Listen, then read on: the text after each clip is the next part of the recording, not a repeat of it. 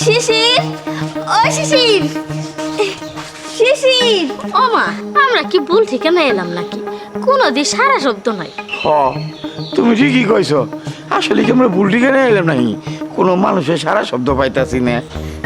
না না আম্মা, তুমি যে কি কইতাছো না, শিশির আমার ভুল ঠিকানা দিব কেন? ও আমার অনেক ভালোবাসে। আর শিশির কইছে কি জানো, ও গো এলাকার মধ্যে নাকি শিশির চৌধুরী বাড়ি একটাই আছে, এই বাড়িটা হইব আমার মনে হইতাছে। তাছাড়া আরেকটা কথা কি জানো, আমি যে গর্ভবতী হইছি না, শিশির যদি আজকে দেখে মেলা খুশি হইব। আমার ভয় লাগতাছে, জামাই বাবা কি এই বাচ্চারা মাইনে নিব? বাবা, তুমি এগুলা কি কইতাছো? ও শিশির অনেক খুশি হইব, মাইনা নিব না কেন? কি কইতাছে মা? আব্বা এগুলা কি কইতাছে কও তো? খালি অলক্ষণী কথা কইব যন্তন। হ্যাঁ, তুমি আর অলক্ষণে কথা কই না তো। যাও তো একটু ভিতরে যায় দেখো কেউ আছে নাকি। যাও যাও আব্বা। জামু, এদিন দাও। আচ্ছা ঠিক আছে, যাইতাছি। তোমরা দি খারাপ। আচ্ছা ঠিক আছে। কে গো, এত বড় বাড়ি, কোনটা ডাক দে? কে গো, কে কোথায় আছেন? আমার ডাকে আছে। এত বড় বাড়ি, কারোরে তো দেখতাছি না। কারে ডাক দিব? কে গো, কেউ কি বাড়িতে আছে?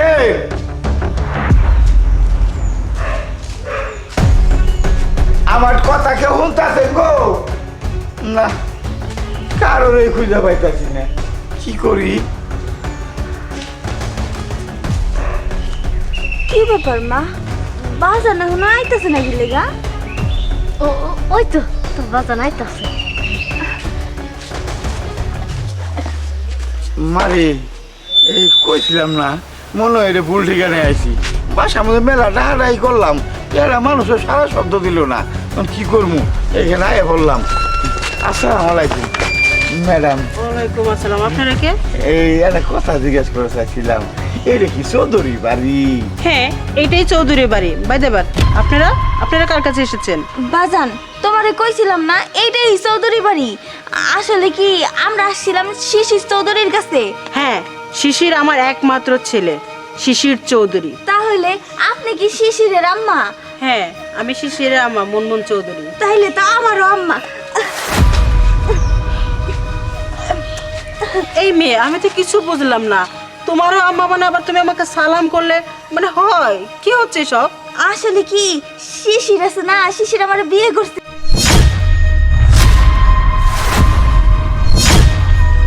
আমার ছেলে তোমাকে বিয়ে করছে আমাকে না জানায়? অসম্ভব, এটা আমি বিশ্বাস করি না। আর এই ধরনের কাজ আমার ছেলে করতে পারে না। মা, তোমার কোথায় ভুল হচ্ছে? তোমাদের কিছু যদি টাকা পয়সা লাগে আমি দিয়ে দিচ্ছি, চলে যাও। এই গ্যাঞ্জামটা করো না।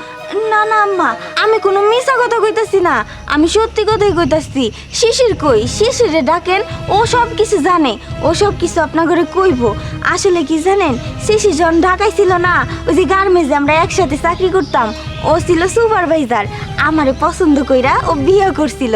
কইরা তারপরে কয়েকদিন পরে ও গ্রামের বাড়িতে চলে আসছে। আমার একটা কার্ড দিছিল, ব্যাগের মধ্যে আছে এই কার্ডটা। বলছিল কি জানেন, ওর যদি ফিরতে দেরি হয় তাহলে ওই ঠিকানায় আমার আইতে। এর লেগে এই ঠিকানায় তো আইলাম।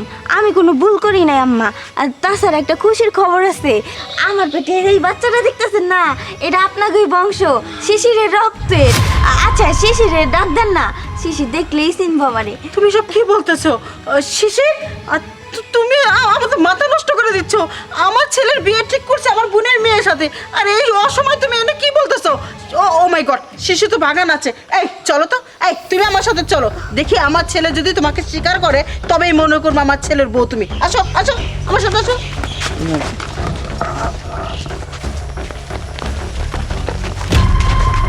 কোথায় যাও? চুপ কর, দেখতে অন্যদের চিন্তা পারস নাকি? না, আমি তো ওনাদের চিনি না। কে ওনারা? অন্যদের চেনস না তুই? বললাম তো চিনি না। ও মেয়েটা বললো তোর বউ আবার পেটে নাকি বাচ্চা। আমি কি মানে? শিশির, তুমি আমারে চিনতে পারতেছো না? ও বুঝছি, অনেকদিন পর দেখছো তো, মানে 6-7 মাস পরে। তাছাড়া আমার পেটে যে বাচ্চা, এর লেগে হয়তো চেহারাটা একটু অন্যরকম হয়ে গেছে, তাই না? থামুন, কি সাংঘাতিক! আরে আপনাদেরকে আমি চিনি না যাই না, হঠাৎ করে এসে বলছেন যে আপনার পেটে আমার সন্তান। কে আপনারা? শিশির, তুমি এটা কি কইতাছো? আরে কি আমার ভুলা গেলা নাকি? দেখতেছো না আমার পেটে তো তোমারই সন্তান। তাছাড়া জানো আমরা খুব অভাবে পড়ছি।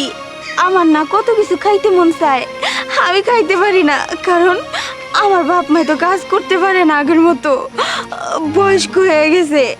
এই জন্য আমার বাপ মা নিয়ে তোমার বাড়িতে চলে আসছি। বাহ বাহ বাহ, কি সুন্দর করে সাজিয়ে গুছিয়ে নিয়ে আসছে। হ্যাঁ, আমার নামও জানে। মা তুমি জানো না মা, এরা বাটপার। এরা কি করে জানো? মানুষের বাড়ি বাড়ি গিয়ে বিভিন্ন পরিচয় দিয়ে মোটা অঙ্কের টাকা হাতিয়ে নেয়, চুরি করে নেয়। শিশির, তুমি এটা কেমন কথা কইতেছো?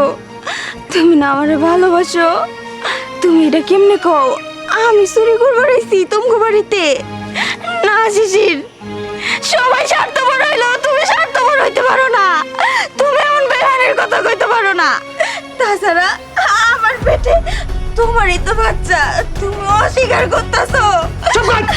আর আমি বাচ্চা কার না কার ফাপের ফসল নিয়ে আইসা আমারে বলতেছে এটা আমার বাচ্চা না। হারাম জাদা পোলা, চুপ, একদম চুপ। আমি সব কিছু বুঝতে পারছি। এই অসহায় মেয়েটা চোখের পানি বলে দিচ্ছে যে ওই পেটের সন্তানটা কেন করলি, কেন একটা অসহায় মেয়ের জীবন নষ্ট করলি?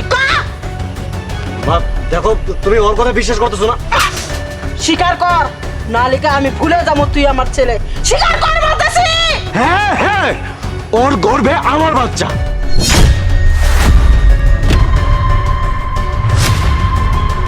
কিভাবে বলবো? আমি বলবোটা কিভাবে? যখন তোমার সাথে রাগারাগি করে আমি ঢাকা যাই চাকরি করি, তখন ওর সাথে গার্মেন্টসে আমার পরিচয় হয়। তারপর তারপর কান্নাকাটি করে আমাকে বাড়িতে নিয়ে আসলা। তোমার বোনের মেয়ের সাথে বিয়ে ঠিক করলা। তার উপর তোমার হার্টের সমস্যা, স্ট্রোক করলা তুমি। ডাক্তার বললো কোনো ওইরকম আতঙ্কের খবর তোমাকে যেন আমি না দিই। বলতে পারিনি তোমার জন্য, যেন তুমি স্ট্রোক না করো। তোমার ভয়ে, তোমাকে হারানোর ভয়ে আমি আমার স্ত্রী, আমার সন্তান, আমার ভালোবাসার মানুষকে আমি ছেড়ে দিলাম। তবে মা, একটা পাপ আমার ভেতরে এখনো কুড়ে কুড়ে খায়। ভালোবাসি মা ওকে, শুধু তোমার ভয়ে আমি ওকে কিছু বলতে পারিনি।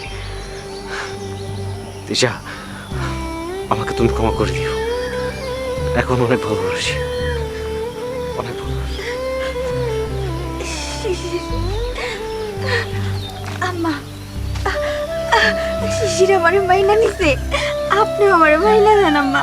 বৌমা, তোমাকে প্রথম দেখে আমার ভালো লেগেছে, কিন্তু আমার ছেলে আমাকে চিনতে পারে না, তোমাকে চিনতে পেরেছে। একবার যদি আমাকে বলতো বৌমা আমি তোমাকে নিয়ে আসতাম, আমার ঘরে তুলতাম, কি আমার বোনের মেয়ের সাথে বিয়ে ঠিক করছে, তাতে কি হয়েছে? আল্লাহ যার কপালে যারে রাখছে তার সাথে তো জুটি মিলবো। আচ্ছা কোনো কথা নাই। এই এই এলাকার মানুষের দাওয়াত